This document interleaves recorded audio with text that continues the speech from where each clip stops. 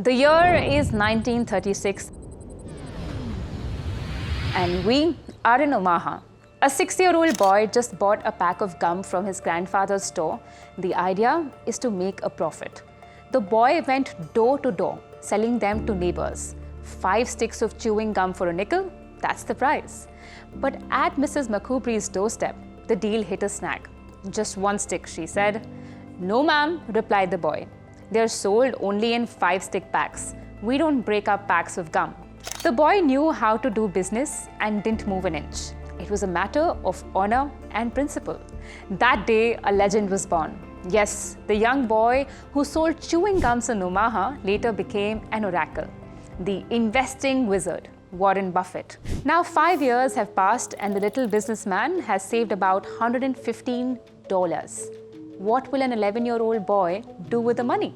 Might have dreamed of a shiny bicycle or a leather football. But young Warren's mind churned with bigger plans. Warren chose to invest and buy his first stock. 3 shares of City Service, preferred at $38 per share. However, the market had other ideas. The stock plummeted, each dip a dagger in Warren's heart. But the fortunes turned and share rebounded to $40 a share. Buffett cashed out, pocketing a small gain, only to watch the stock go higher. That sting of missed opportunity burnt deep. And this was when one of the most important lessons for one of the most successful investors of all time was learned. Cut back to present day, and the 94-year-old investing wizard has announced his intention to step down as a chairman and chief executive officer of Berkshire Hathaway after a reign of 6 decades. So what happened between selling gums and becoming the world's 5th richest person? Let's unravel the legend of the Oracle of Omaha. Buffett was born on August 30th, 1930 in Omaha. He was the second of 3 children of Leila and Howard Buffett. Growing up, stock market was a constant theme in Buffett's life. His father, Howard, was a stockbroker and a Republican politician. He used to take his son to the New York Stock Exchange. But despite that, Buffett's childhood wasn't an easy one. His mother, Leila, used to verbally abuse him and his sisters. A young Buffett didn't just sell gums. He worked on horse tracks, pinball machines, and even delivered the Washington Post. By the time he turned 16, he had made $53,000. At 17, Buffett enrolled in University of Pennsylvania's Wharton School. After transferring, he then graduated 2 years later from the University of Nebraska-Lincoln with a bachelor's in business administration. The pages turned when he joined Columbia University for post-graduation. This is where he met his investment guru and mentor, Benjamin Graham. He played a huge part in Buffett's success. In fact, Buffett has said Graham's 1949 book, The Intelligent Investor, changed his life. Graham, the father of value investing, taught Buffett the principles of security analysis and value investing. And in 1954, Ben Graham offered him a job.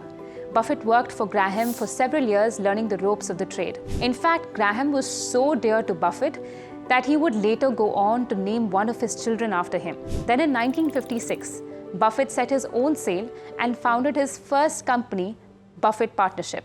2 years later, he bought a 5-bedroom stucco house in Omaha for $31,500, equivalent to about $340,000 today. He still lives there. By the age of 32, Buffett was already a millionaire. In 1962, Buffett started investing in Berkshire Hathaway, a troubled textile manufacturing company in New Bedford, Massachusetts. He called this his dumbest stock purchase ever.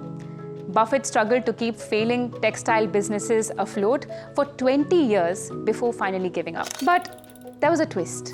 From 1965, he transformed Berkshire into his primary investment vehicle. Berkshire was used as a holding company for the many businesses and stocks he purchased over the following decades. Buffett's success made him a Wall Street icon.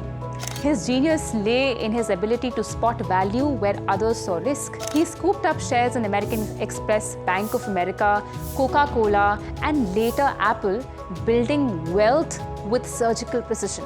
He famously said, "Be fearful when others are greedy, and greedy when others are fearful."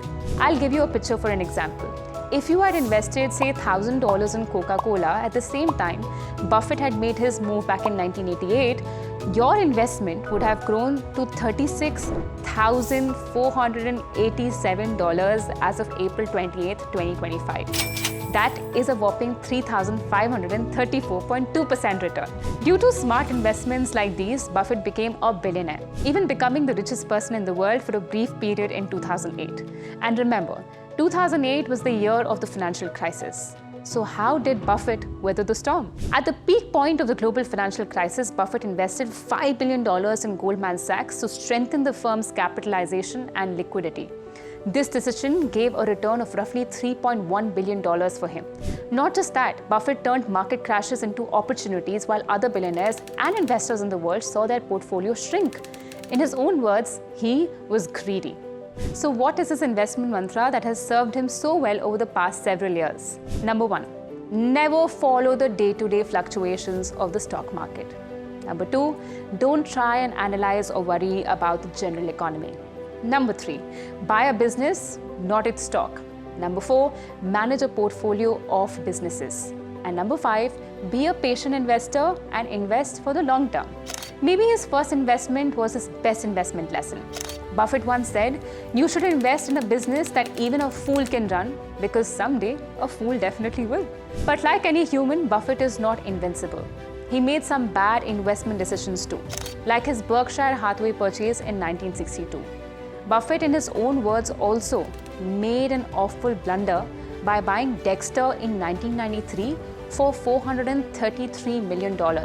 He even admits that some of his worst mistakes over the years were the investments and deals that he did not make. However, time to time, Buffett has proven to be one of the best investors of our time. Recently, when Trump's tariff storm struck the global markets and people around the world were suspecting a Black Monday 2.0, Buffett stood through the storm, turned the tide, and gained billions of dollars. He saw all this coming and offloaded $134 billion worth of stocks and is now sitting on a record cash pile of $334 billion. This is why when most billionaires were losing their net worth, Buffett was laughing his way to the bank. Yet Buffett's legacy isn't just dollars. In 2006, alongside Bill Gates, he pledged to give away over 99% of his fortune to philanthropy, a vow that reshaped how billionaires view wealth. There are no called strikes in investing, he once told Gates. Strikes occur only when you swing and miss. Now that Buffett is stepping down as the CEO of Berkshire Hathaway, an era is coming to an end. He is leaving a lifetime of lessons for investors like a living encyclopedia. Lessons that will surely come in handy for Greg Abel, the man tasked to fill his shoes. From a 6-year-old refusing to break a pack of gum to a 94-year-old stirring through the market's best and worst times, Warren's journey is remarkable. Are you a fan of his investment strategies too? What was a Buffett market move that blew your mind? Let us know in the comment section below and stay tuned to NDTV Profit for more news and updates.